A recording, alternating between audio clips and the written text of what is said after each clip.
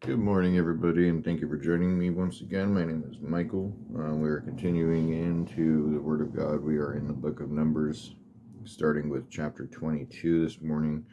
Hopefully, we're going to be getting through 22, 23, and chapter 24. Don't want to waste too much time or anything in that nature, so I'll go ahead and just get right into reading this morning. Again, just thank you for watching. Here we go. Chapter 22. Balak summons Balaam. Then the people of Israel set out and camped in the plains of Moab, beyond the Jordan at Jericho. And Balak the son of Zippor saw all that Israel had done to the Amorites. And Moab was in great dread of the people, because there were many. Moab was overcome with fear of the people of Israel. And Moab said to the elders of Midian, "This horde will now lick up all that is around them, as the ox licks up the grass of the field." So Balak the son of Zippor, who was the king of Moab at that time, sent messengers to Balaam the son of Beor at Pethor, which is near the river in the land of the people of Ammah, to call him, saying, "Behold, a people has come out of Egypt. They cover the face of the earth, and they are dwelling opposite me. Come now, curse this people for me, since they are too mighty for me. Perhaps I shall be able to defeat them and drive them from the land. For I know that he whom you bless is blessed, and he whom you curse is cursed." So the elders of Moab and the elders of Midian departed with the fees of divination in their hand. And they came to Balaam and gave them Balak's message. And he said to them, "Lodge here tonight, and I will bring back word to you, as the Lord speaks to me." So the princes of Moab stayed with Balaam, and came to Balaam and said, "Who are these men with you?" And Balaam said to God, "Balak the son of Zippor, king of Moab, has sent to me, saying, Behold, a people has come out of Egypt, and it covers the face of the earth. Now come, curse them for me. Perhaps I shall be able to fight against them and drive them out."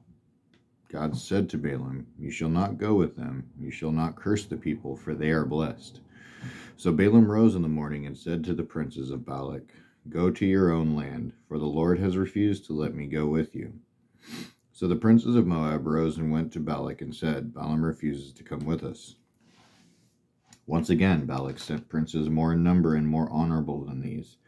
And they came to Balaam and said to him, "Thus says Balak the son of Zippor, Let nothing hinder you from coming to me, for I will surely do you great honor, and whatever you say to me I will do. Come, curse this people for me." But Balaam answered and said to the servants of Balak, Though Balak were to give me his house full of silver and gold, I could not go beyond the command of the Lord my God to do less or more. So you too, please stay here tonight, that I may know what the Lord will say to me, what more the Lord will say to me. And God came to Balaam at night and said to him, "If the men have come to call you, rise, go with them, but only to do what I tell you." So Balaam rose in the morning and saddled his donkey and went with the princes of Moab. But God's anger was kindled because he went, and the angel of the Lord took his stand in the way as his adversary. Now he was riding on the donkey, and his two servants were with him. And the donkey saw the angel of the Lord standing in the road, with a drawn sword in his hand. And the donkey turned around aside out of the road and went into the field. And Balaam struck the donkey, to turn her into the road. Then the angel of the Lord stood in a narrow path between the vineyards, with a wall on either side. And when the donkey saw the angel of the Lord, she pushed against the wall and pressed Balaam's foot against the wall, so he struck her again. Then the angel of the Lord went ahead and stood in a narrow place, where there were no way to turn either to the right or to the left. When the donkey saw the angel of the Lord, she lay down under Balaam, and Balaam's anger was kindled, and he struck the donkey with his staff. Then the Lord opened the mouth of the donkey and said to Balaam, "What have I done to you? What that you have struck me these 3 times? And Balaam said to the donkey, "Because you have made a fool of me. I wish I had a sword in my hand, for then I would kill you." And the donkey said to Balaam, "Am I not your donkey, on which you have ridden all your life long to this day? Is it my habit to treat you this way?" And he said, "No." Then the Lord opened the eyes of Balaam, and he saw the angel of the Lord standing in the way of with his drawn sword in his hand. And he bowed down and fell on his face. And the angel of the Lord said to him, Why have you struck your donkey these 3 times? Behold, I have come out to oppose you, because your way is perverse before me. The donkey saw me and turned aside from me these 3 times. If she had not turned aside from me, surely just now I would have killed you and let her live. Then Balaam said to the angel of the Lord, I have sinned, for I did not know that you stood in the road against me. Now therefore, if it is evil in your sight, I will turn back. And the angel of the Lord said to Balaam, Go with the men, but speak only the word that I tell you. So Balaam went on with the princes of Balak. When Balak heard that Balaam had come, he went out to meet him at the city of Moab, on the border formed by the Arnon, at the extremity of the border. And Balak said to Balaam, Did I not send you to call? Did I not send to you to call you? Why did you not come to me? And am I not able to honor you? Balaam said to Balak, Behold, I have come to you. Have I now any power of my own to speak anything? The word that God puts into my mouth, that must I speak. Then Balaam went with Balak, and they came to Kiriath Huzoth. And Balak sacrificed oxen and sheep, and sent for Balaam and for the princes who were with him. And in the morning Balak took Balaam, and brought him up to the Bamoth Baal, and from there he saw a fraction of the people. And Balaam said to Balak, Build for me here 7 altars, and prepare for me here 7 bulls and 7 rams.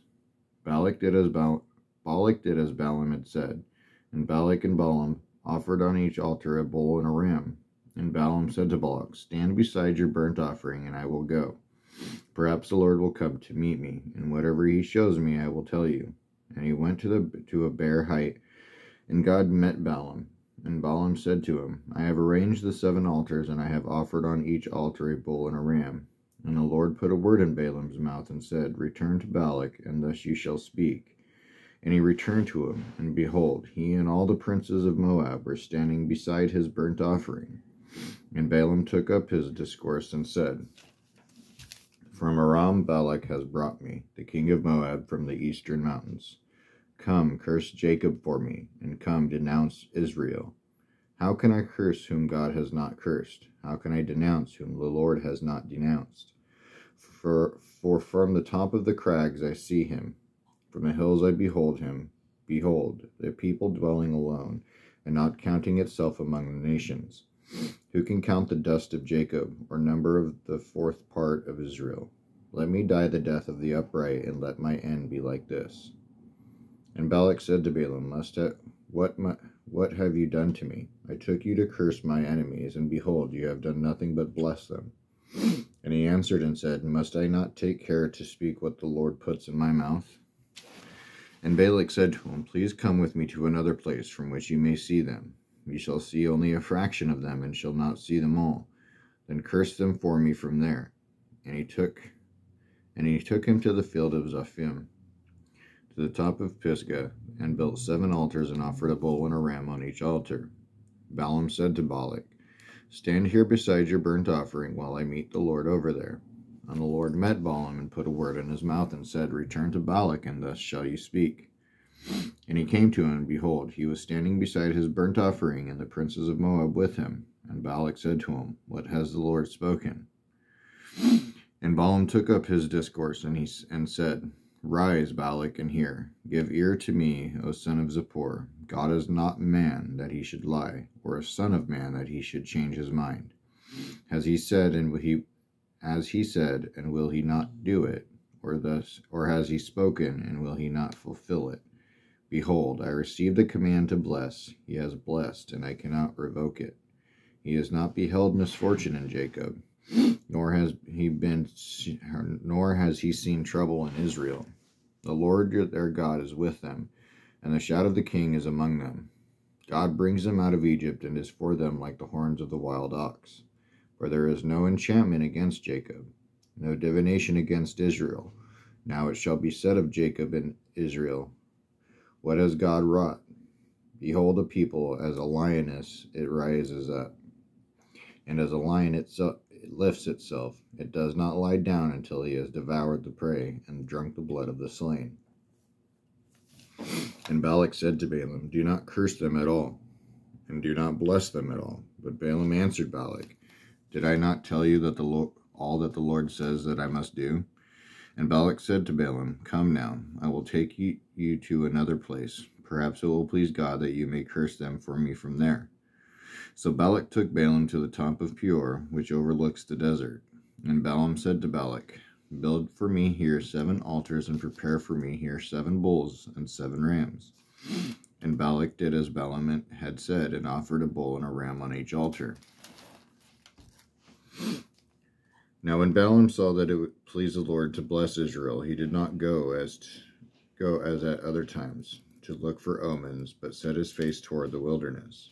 And Balaam lifted up his eyes and saw Israel camping tribe by tribe, and the Spirit of God came upon him. And he took up his discourse and said, the oracle of Balaam the son of Beor, the oracle of the man whose eye is opened, the oracle of him who hears the words of God, who sees the vision of the Almighty, falling down with his eyes uncovered.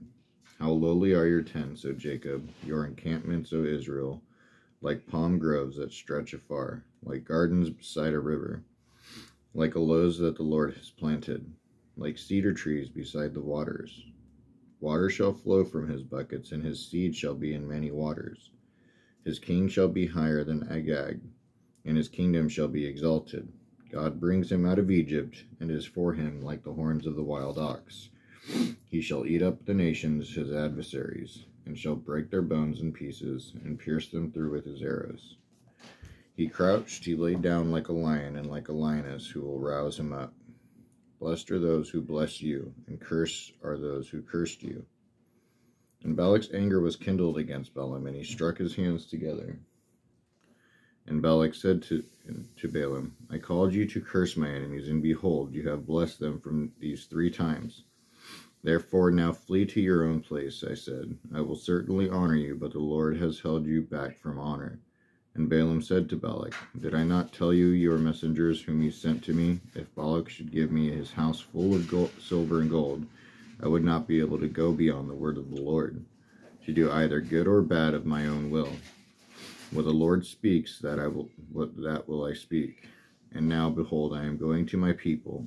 Come, I will let you know that these people will do to your people in the latter days. And he took up his discourse and said, the oracle of Balaam, the son of Beor, the oracle of the man whose eyes is opened, the oracle of him who hears the words of God.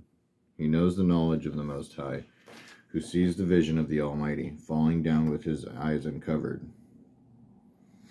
I see him, but not now. I behold him, but not near. A star shall come out of Jacob, and a scepter shall rise out of Israel. It shall crush the forehead of Moab, and break down all the sons of Sheah. Edom shall be dispossessed. Seir also, his enemies, shall be dispossessed. Israel is doing valiantly, and one from Jacob shall exercise dominion, and destroy the survivors of cities. Then he looked on Amalek, and took up his discourse, and said, Amalek was the first among the nations, but its end is utter destruction. And he looked at the Kenite, and took up his discourse, and said, enduring is your dwelling place, and your nest is set in the rock. Nevertheless, Cain shall be burned with, Ashur takes you away captive.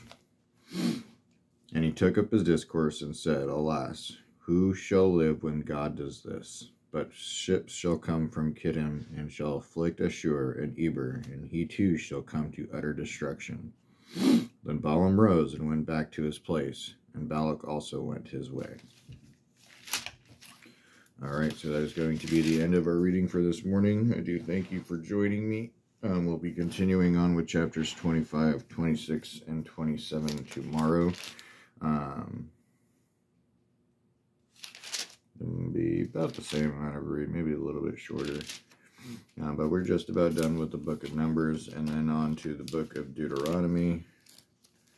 And there we would have finished the first 5 books of the Old Testament, and then on to Joshua and all the other numerous amount of books. All we got left. That's all we got left. But, you know, we've gone through